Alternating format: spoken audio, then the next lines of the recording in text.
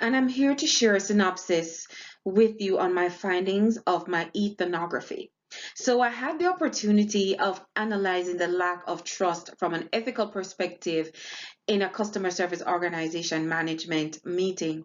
And I want to share a few of these insights with you.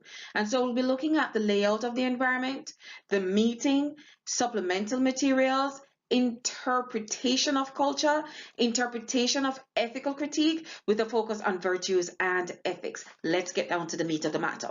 So this organization is a telemarketing company. They offer services, sales and customer services on behalf of other organizations.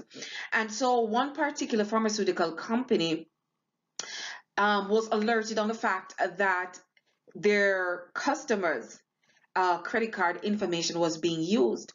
And it was so found out that two agents and a supervisor was responsible for this ordeal. So the client and the managers were alert about the situation, and so they called a meeting in this regard.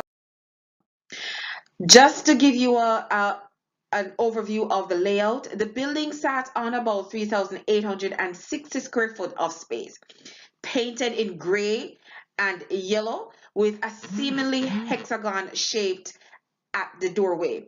Now, the side had a factory look and the front looked different, and that's because the complex itself was a factory. And when it was bought by this organization, they revamped the outside, which is the front of it, and the inside, but they kept the outside of the building. They had plants all around the organization.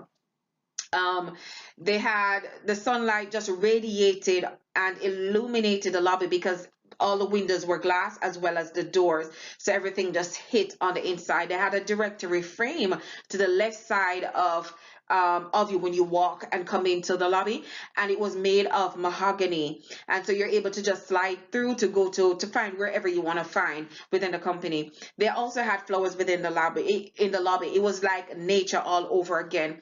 And of course, the receptionist was warm for such an organization. So to the meeting. The meeting started about 10 a.m. and it was slated to be finished at 12 p.m. The meeting consisted of five managers, which were the general manager, the campaign, the human resource, the training, and the floor manager. The general manager shared his concern regarding the incident and what transpired and how it is that we as the body was the last person to find out, in which a client did before us.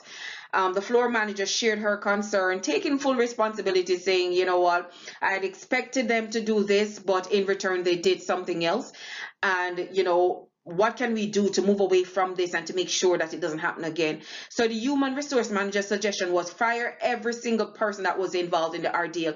The good thing about it is that she did not suggest, all right, let's press charges. Even though it was something that could have caused everybody something, she says fire everyone and let's retrain a different team to handle this campaign, and then retrain everyone on the policies and procedures of the organization. All of what had transpired.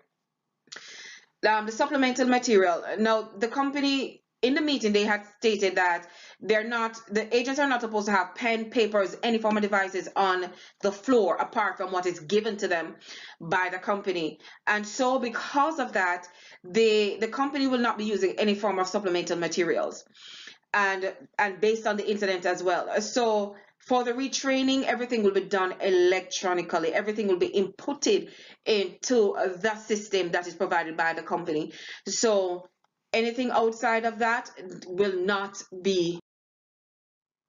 The interpretation of the culture. The culture to me is somewhat formal yet laid back, and I think they orchestrated it that way in order for the agents to feel somewhat comfortable and not inferior. And they have this thing where the agents are allowed to talk to the managers. They're not standoffish. They create an environment where people can communicate. And it's the nature of the job. It's rough. It's not easy. So to be able to communicate to people and not feel as if they are higher than you are, it kind of creates a little comfort, a little cushion for the agents to fall back on. So the agents are allowed to make their space somewhat comfortable, just to kind of feel like at home feeling. And the dress code is professional for most part.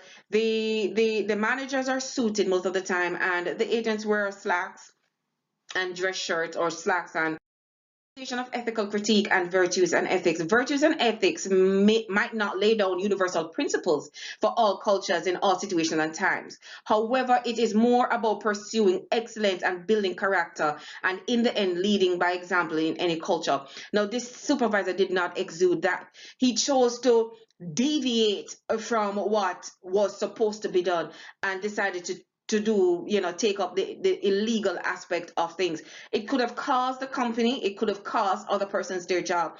And so he wasn't thinking about whether or not it's ethical to do this or not to do this. He did it because he felt like doing it, and not thinking about the repercussion of his actions. And just to move on, leaders, no matter where they fall on the hierarchy, we all have a responsibility to uphold to the organization, the followers, and our clientele. And Mark said it best: good people make for good organization, and good organization provide the right conditions for good decision makers. All right. So, guys, as I said before, this was a synopsis of my paper. Please feel free to go through it and read more intensely as to what had transpired in the organization. Thank you so much, and have a wonderful afternoon. Peace.